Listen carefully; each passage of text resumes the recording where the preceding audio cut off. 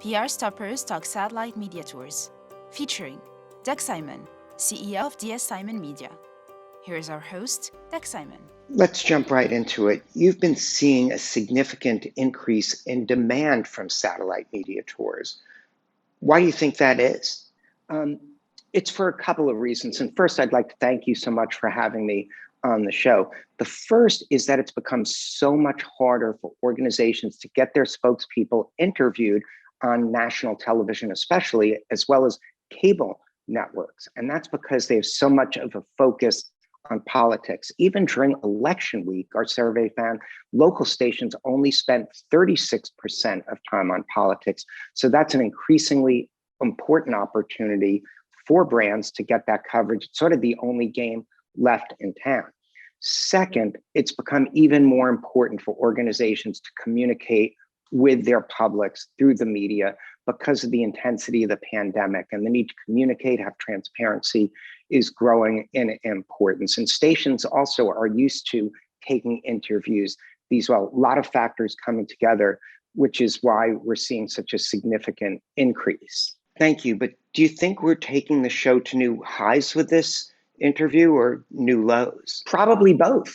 Why don't we get back into my question about the importance of reaching an audience in local media markets? What can you tell us about that? Local TV news audiences are getting younger and they're getting more diverse. There was 135% growth in viewership among 18 to 35-year-olds in the past year. And the fastest growing segments are African Americans, Hispanic Americans, and Asian Americans. The work from home trend has also really accelerated that. According to Nielsen, 64% of people who work from home watch local television news at least once a week. So it's a younger, more diverse, more educated, more interested audience. You've been doing a number of surveys among broadcast producers. What have some of your key findings been? Yeah, we're seeing that there is a significantly increased interest in satellite media tours. And a big reason for that is when the pandemic hit, it completely shut down the idea of spokespeople coming to the studio to do interviews.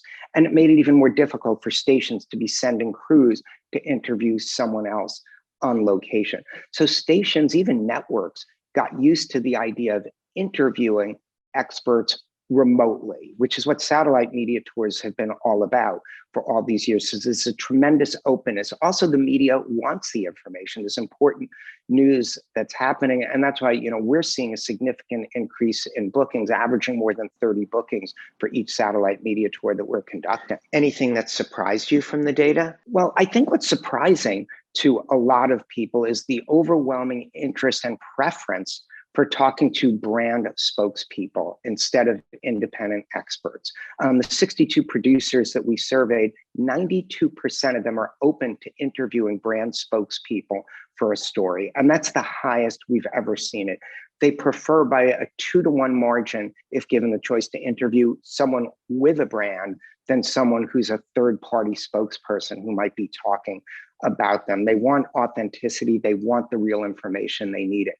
So that's been a huge change that would be surprising to a lot of people. You've often spoken of being a diehard Knicks fan and New York Jets fan.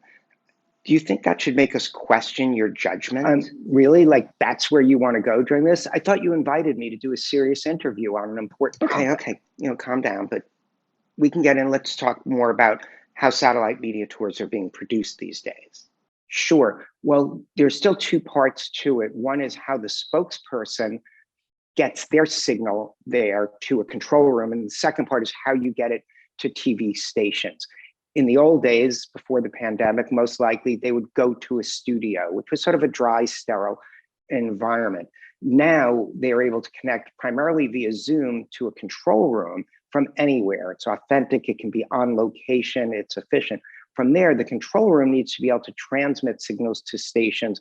We find that 82% of them will take 82% will take Zoom interviews, more than 50% take satellite. We tend to see a 50-50 split, some of their own proprietary software that you connect with.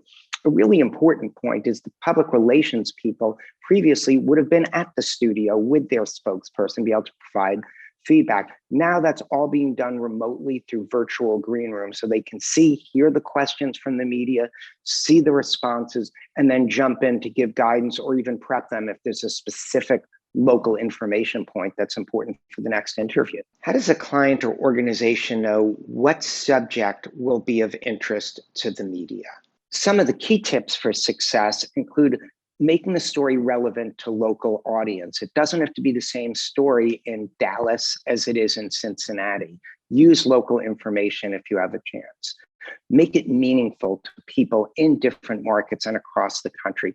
Inform rather than sell. That's a key part. If you can provide information, that's really going to be helpful to the viewer, much better chance of being successful. Also, because it's such a controlled form of communication, the stations typically will ask the questions we provide to them.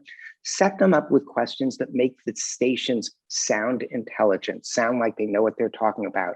That will create a cohesive interview that will allow you to share your message in a way that will really resonate with the audience. I have to admit the conversation was far more interesting than I anticipated going in.